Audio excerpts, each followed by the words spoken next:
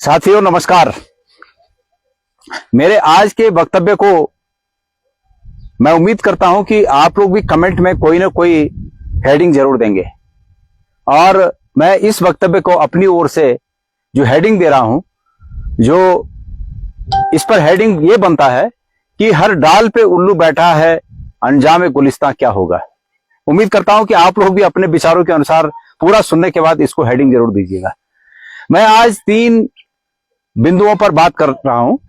Number 1 बात कि कल मैंने केदारनाथ में जो सोने का मामला था उसके बारे में बात की थी और माननीय पर्यटन मंत्री जी की बात पर अपने रिएक्शन दिए थे, प्रश्न पूछे थे। उसके बाद पर्यटन मंत्री जी का तो कोई उस पर वो नहीं आया, लेकिन भारतीय जनता पार्टी के अध्यक्ष महेंद्र भट्ट जी का, जो कि राज्यसभा के सदस्य भी हैं, उनका उस पर रिएक्शन आया है। मैं उनके रिएक्शन का स्वागत करता हूं। लोकतंत्र में ये होना चाहिए कि जब कोई बात हो तो उस पर रिएक्शन आनी चाहिए। जो प्रभावशाली लोग हैं, जो ये समझते हैं कि वो राजनीति और सामाजिक विषयों की जानकारी रखते हैं, उन्हें अपने रिएक्शन देने चाहिए।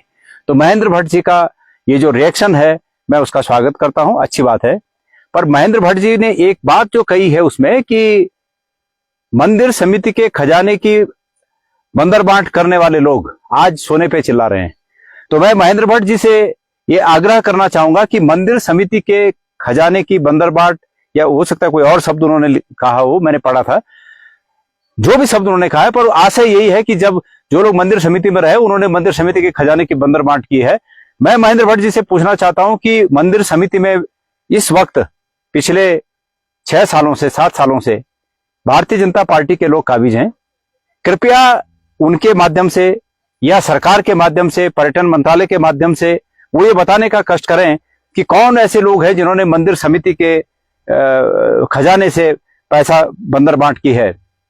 मेरी जानकारी में तो यह है कि ऐसे बहुत से भारतीय जनता पार्टी के लोग अध्यक्ष के रूप में आए जिन्होंने अपने सगे संबंधियों को वहां पर नौकरी में लगाया, और वर्तमान अध्यक्ष जी पर तो यह भी आरोप लगता है कि उन्होंने अपने सगे संबंधियों की तनख्वाहें बढ़ाई। मेरे कार्यकाल में जब मैं अध्यक्ष था, मैंने तनख्वाहें बढ़ाने के लिए नियम बनाया। ये सच है कि मंदिर समिति में इस प्रकार के कई उदाहरण मिलते हैं कि जो कर्मचारी, जो अधिकारी 4 बार अध्यक्ष जी को नमस्ते बोल देगा, वो अध्यक्ष जी का खास आदमी बन जाता है और अध्यक्ष जी वहां पर मिले अधिकारों का दुरुपयोग करके ऐसे लोगों की तनख्वाहें बढ़ा देते हैं। लेकिन जब मैं इस दौर से गुजरा और मैंने महसूस किया कि तनख्वाहें बढ़ाने के लिए लोग सिफारिशें लगाते हैं या कुछ न कुछ वहां पर प्रमोशन के लिए कोई सिफारिशें लगाते हैं, तो ऐसे में एक नियम बनना चाहिए, और मैंने उसी समय वो नियम बनाए हैं।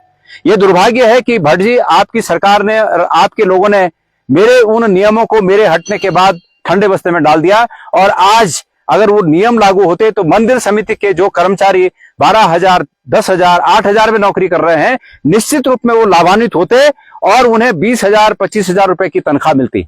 आपको याद दिला दूं कि आपके वर्तमान अध्यक्ष जी ने मंदिर समिति का 10 करोड़ रुपया सरकार को दिया। उस 10 करोड़ से उन लोगों की जिनकी तनख्वाहें बढ़नी थी, उनकी तनख्वाहें बढ़नी चाहिए थी, न कि सरकार को जाना चाहिए था। मंदिर समिति का आप जांच कर लीजिए कि किन किन लोगों ने अपने अपने लोगों को, अपने अपने रिश्तेदारों को वहां तनख्वाह बढ़ाई और क्या क्या किया, वो आप जांच कर लीजिए। और गणेश गोदियाल का भी अगर उसमें कोई रोल निकलता है तो गणेश गोदियाल को भी बेनकाब करिए, उसमें कोई शक नहीं।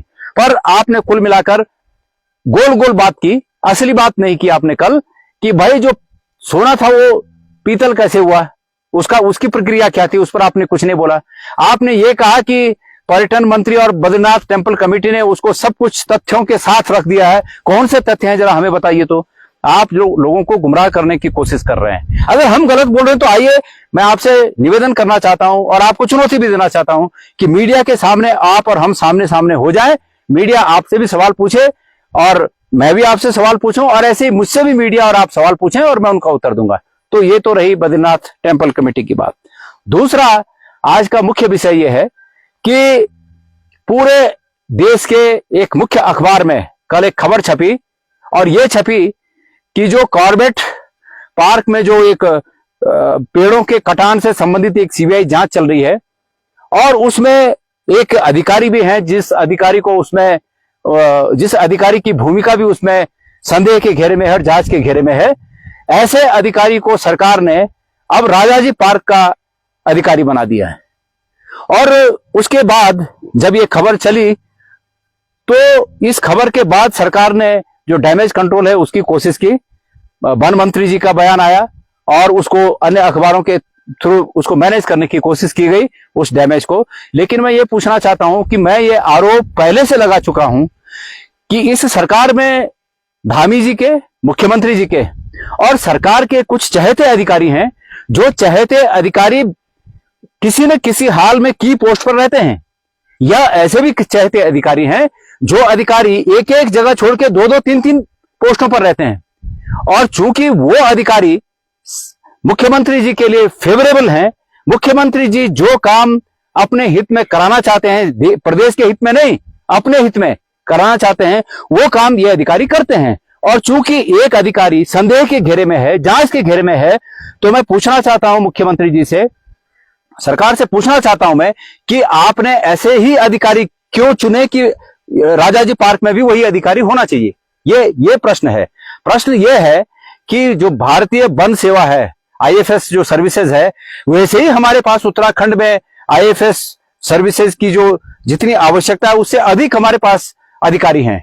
तो आपके पास चॉइस नहीं थी क्या कि आपको किसको उस जगह पे रखना था? लेकिन चूंकि वो आपके फेवरेबल हैं इसलिए आपने उनको रखा। दूसरा, वन मंत्री जी का बयान आया कि वन मंत्री जी ने कहा कि इस अधिकारी के खिलाफ जो जांच है वो एक प्रकरण की जांच है, इस अधिकारी की जांच नहीं है, प्रकरण की जांच है। मैं मंत्री जी से ये कहना चाहूंगा कि कॉर्बेट में जिन पेड़ों के कटान से संबंधित सीबीआई जांच का मुकाबला हरक सिंह रावत जी कर रहे हैं, तो क्या उन पेड़ों को काटने के लिए हरक सिंह रावत गए थे वहां? वो भी तो प्रकरण है, उस प्रकरण की जांच है। और उस प्रकरण की जांच के फलस्वरूप आप हरक सिंह रावत को जांच के लिए कटघरे में खड़ा कर रहे हैं, तो आपके अधिकारी क्यों ना जांच के लिए कटघरे में खड़े हों?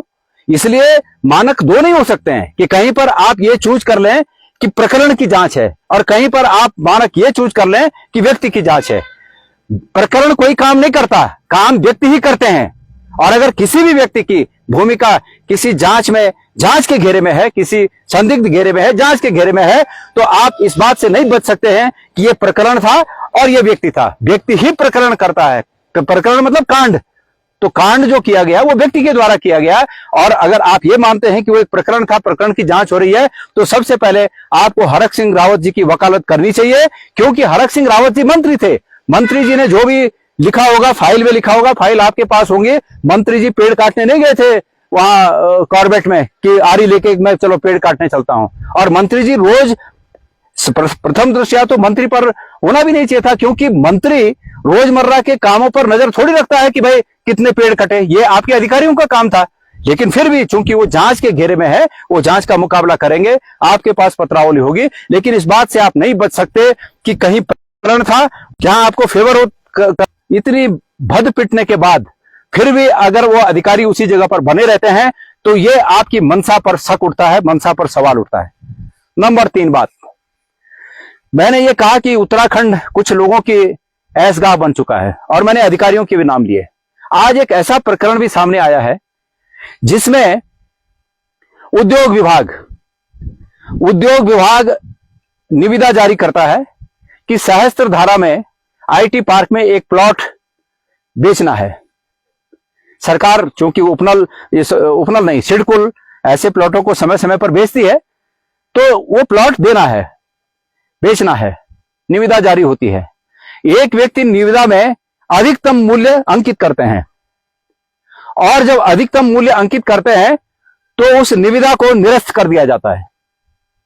उसके बाद वही डिपार्टमेंट दोबारा निविदा जारी करता है और वही व्यक्ति फिर उस निविदा में अपना जो उनका रेट है, जो जिस हिसाब से वो लेना चाहते थे, अधिकतम मूल्य लिख देते हैं, निविदा में भर देते हैं, दोबारा वो रिजेक्ट कर दिया जाता है। अब सवाल यह उठता है कि 2-3 बार जब अधिकतम मूल्य, जो कि रिजर्व रेट से 10-12 करोड़ रुपए अधिक था, रिजर्व रेट मेरे ख्याल से कुछ 30 करोड़ के आसपास था, और जो निविदा अधिकतम मूल्य की आई वो आई कुछ 42-44 करोड़ की, तो मतलब 12-14 करोड़ रुपए ज्यादा मिल रहा था।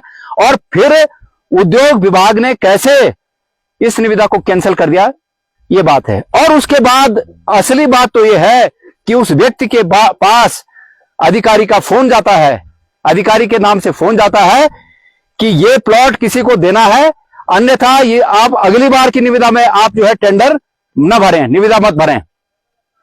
और उसके बाद वो व्यक्ति कोर्ट चला जाता है, कोर्ट ने उस पर स्टेटस को लगा दिया कि सरकार इस पर जवाब दे।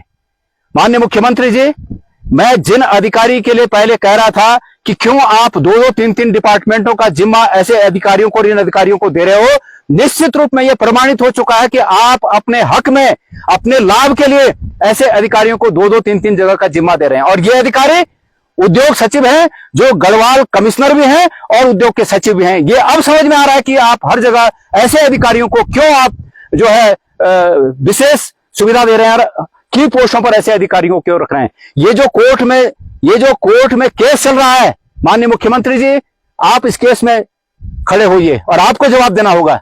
ये आपकी मंशा के बिना नहीं हुआ है, ये आपकी मंशा से हुआ है। इसलिए मैंने कहा कि मेरे आज के इस वक्तव्य का शीर्षक, हर डाल पे उल्लू बैठा है, अंजाम गुलिस्ता क्या होगा, आप भी शीर्षक अवश्य दीजिएगा। धन्यवाद।